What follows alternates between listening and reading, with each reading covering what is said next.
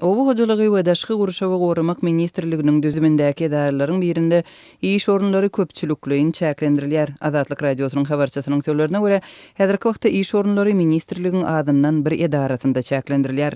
Guramanyň girdiği getirmeýänligi sebäpli işgärlere bir näçe ay bäri aýlyk berilmedi. Ýogsa da Owu hojalyk ministrligi baý gurama. Bu edara bolsa onuň esasy bölümleriniň biridir. 2 ay mundan öň onuň işgärlerini aýlyksyz diň jalysha uğratdylar. Indi bolsa olary öz islegi işinden gitmäge mejbur edýärler diýip Azatlyň Türkmenistandaky habarçysy 27 noýabrda habar berdi. Onuň sözlerine görä edarada 120 sany adam işläpdir, olardan 100 çemesini başda diň jalysha uğradyp, indi bolsa işden çykarýarlar.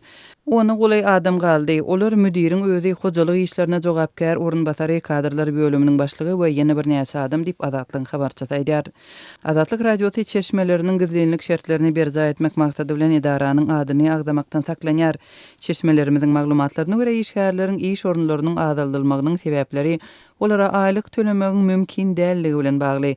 Edaranyň girdejisizligi bolsa ýurtdaky umumy ykdysady problemalara degişli. Owu hojalyk ministrligi umuman baý edara bolmaly, emma onuň bu ýagdaýa düşmegine bir näçe sebäp bar.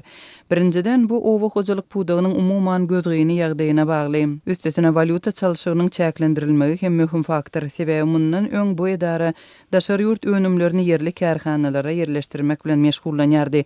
Häzir bolsa bu ýol ýapyldy. Sebäbi manada hiç kim üçin hem öwrüp bermeýärler diýip owu hojalyk pudagyndaky ýagdaýdan ygtybarly çeşme Azatlyk radiosyna aýtdy. Habarçymyz çeşmeleriň agdalan edaranyň doly ýapylmagynyň ähtimallygyny hem aradan aýyrmaýanlygyny aýdýar.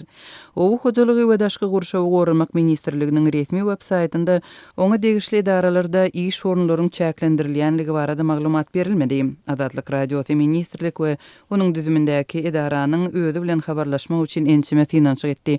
Bu edaranyň we onuň müdiriniň telefonlary jogap bermedi.